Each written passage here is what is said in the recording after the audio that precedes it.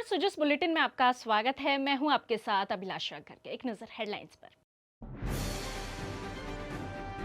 मुख्यमंत्री से विभिन्न समाज के प्रतिनिधिमंडल ने की शिष्टाचार भेंट। सभी वर्गों के समग्र विकास हेतु संचालित जन कल्याणकारी योजनाओं के लिए जताया आभार।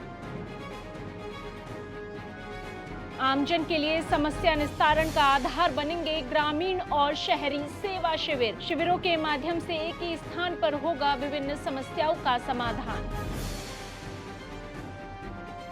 महिलाओं की सुरक्षा के लिए राजस्थान पुलिस का ऑपरेशन गरिमा 16 से 30 सितंबर तक राज्यव्यापी अभियान में महिला और बाल सुरक्षा कानूनों को लेकर करेंगे जागरूक।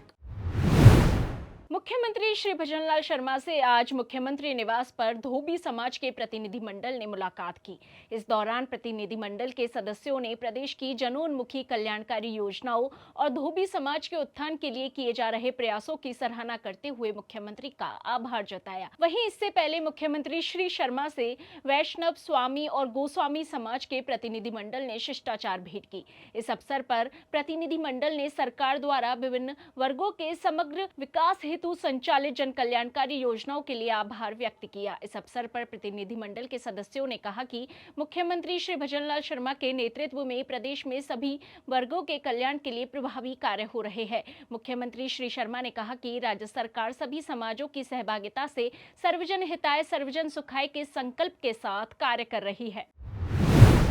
मुख्यमंत्री श्री भजनलाल शर्मा ने सिख पंथ के संस्थापक और प्रथम गुरु श्री गुरु नानक देव जी के ज्योति ज्योत दिवस पर उन्हें कोटिशः नमन किया। इस अवसर पर मुख्यमंत्री ने गुरु नानक देव जी के जीवन उपदेशों और उनके द्वारा प्रदत्त मानवता के संदेश को स्मरण करते हुए श्रद्धांजलि अर्पित की। मुख्यमंत्री श्री शर्मा ने कहा कि अखिल विश्व को सत्य, करुणा, सेवा, समानता और भाईचारे का संदेश देने वाले श्री गुरु नानक देव जी महाराज की महान शिक्षाएं सदैव मानवता का मार्गदर्शन करती रहेगी। उनकी शिक्षाएं समाज को आपसी प्रेम और सौहार्द के सूत्र में पिरोने का कार्य करती है। हम सबको उनके दिखाए मार्ग पर चलने का संकल्प लेना चाहिए। मुख्यमंत्री श्री भजनलाल शर्मा ने FIDE women's grand Swiss 2025 tournament को जीतने पर वैशाली रमेश बाबू को हार्दिक बधाई और शुभकामनाएं दी है।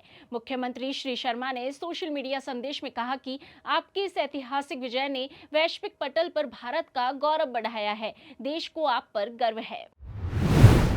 विश्वविद्यालयों को अनुसंधान के माध्यम से समाज और राष्ट्र की आवश्यकताओं की पूर्ति करनी चाहिए तथा ऐसी शिक्षा प्रणाली विकसित करनी चाहिए जिससे विद्यार्थी रोजगारोन्मुख बन सके।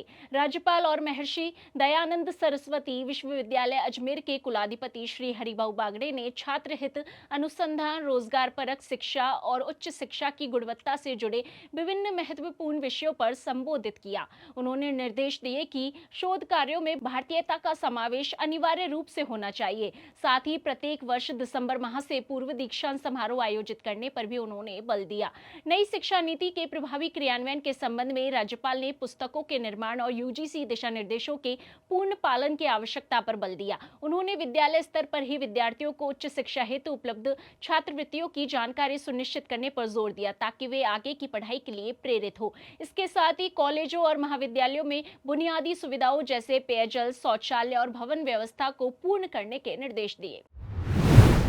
महिलाओं और बालिकाओं के साथ छेड़छाड़, छीटाकशी और अन्य अभद्र व्यवहार की घटनाओं पर प्रभावी रोकथाम के लिए राजस्थान पुलिस द्वारा ऑपरेशन गरिमा का संचालन आज यानी 16 सितंबर से 30 सितंबर 2025 तक किया जा रहा है। मुख्यमंत्री श्री भजनलाल शर्मा के नेतृत्व में राज्य सरकार महिला सुरक्षा को सर्वोच्च प्राथमिकता देते हुए सतत रूप से कार्य कर रही है। नारी गरिमा की रक्षा राज्य सरकार की प्रतिबद्धता है। सभी बालिकाओं और महिलाओं को सुरक्षित और सम्मानजनक वातावरण प्रदान करना राज्य सरकार की प्राथमिक जिम्मेदारी है। इस अभियान के तहत छात्र छात्राओं को महिला और बाल सुरक्षा कानूनों की जानकारी और महिला हेल्पलाइन 1090 और चाइल्ड हेल्पलाइन 1098 की जानकारी दी जाएगी। महिला सुरक्षा राजस्थान पुलिस के लिए एवं राजस्थान सरकार के लिए सबसे अहम मुद्दा है और इसी श्रेणी में सिविल राइट्स शाखा द्वारा समय समय पर बहुत सारे महिला सुरक्षा के लिए अभियान चलाए जाते हैं। इन्हीं में ऑपरेशन गरिमा अभियान जो है 16 सितंबर से लेकर के 30 सितंबर तक चलाया जाएगा और इसका मुख्य उद्देश्य महिलाओं के साथ में होने वाली छेड़छाड़ की घटनाएं, उन पे रोकथाम और इसके बारे में उनको जागरूकता देना है।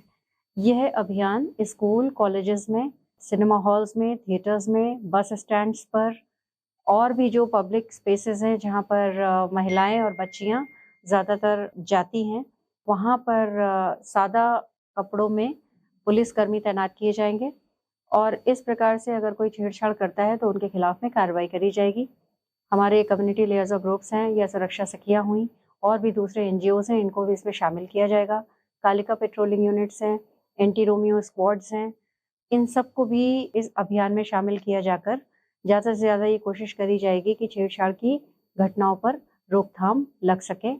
और इसके साथ में ही जो हमारा 1090 हेल्पलाइन नंबर है या फिर नीड हेल्प ऐप है, जो सेफ्टी फीचर है राजकॉप में, उसमें भी महिलाएं या बच्चियां अपनी शिकायतें कर सकती हैं।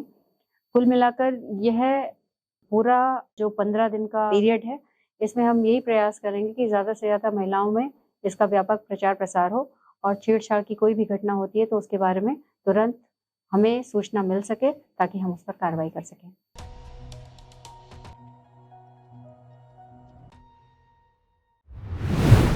राज्य सरकार द्वारा शहरी और ग्रामीण नागरिकों को प्रदत्त सेवाओं के शीघ्र निस्तारण और जन समस्याओं के समाधान हेतु सेवा पर्व पखवाड़े के अंतर्गत 17 सितंबर से शहरी सेवा शिविरों और ग्रामीण सेवा शिविरों का आयोजन किया जाएगा।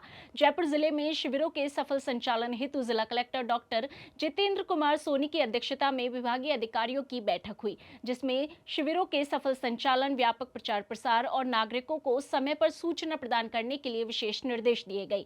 शहरी सेवा शिविर नगर निगम के वार्डों में और ग्रामीण सेवा शिविर पंचायत भवनों और सार्वजनिक स्थलों पर प्रातः 9:30 बजे से साय 6 बजे तक आयोजित किए जाएंगे। इन शिविरों में साफ सफाई, स्ट्रीट लाइट रिपेयर, सामाजिक सुरक्षा पेंशन, आवास योजनाओं सहित जन सेवाएं दी जाएगी। जिला परिषद की मुख्य कार्यकारी अधिकारी श्रीमती प्रतिभा वर्मा ने बताया कि शिविर में मुख्य रूप से राजस्व विभाग द्वारा लंबित फार्मर रजिस्ट्री, किसानों को किसान गिरदावरी ऐप डाउनलोड करवाना, किसान गिरदावरी के लिए प्रेरित करना, उपखंड और सहायक कलेक्टर न्यायालयों के लंबित नोटिसों की तामीली, लंबित कुर्रेजात रिपोर्ट तैयार करना, आपसी सहमति से विभाजन, जाति प्रमाण पत्र, मूल निवास प्रमाण पत्र बनाना और वितरण करने सहित 16 विभागों की 48 गतिविधियां आयोजित की जाएगी।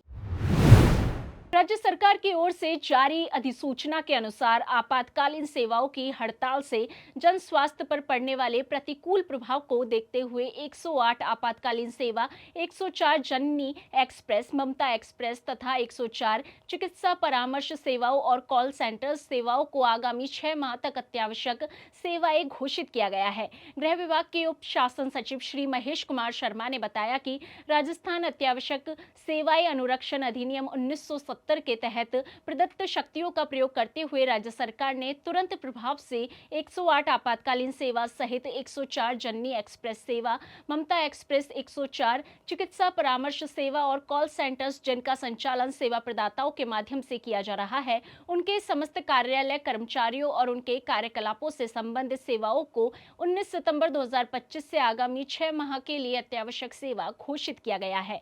अधिसूचना के अनुसार इस समयावधि में हड़ताल को प्रतिबंधित किया गया है। और अब देखिए प्रदेश के मौसम का हाल। नमस्कार, मौसम विज्ञान केंद्र जयपुर आपका स्वागत करता है। पिछले 24 घंटों के दौरान राजस्थान में मौसम शुष्क रहा।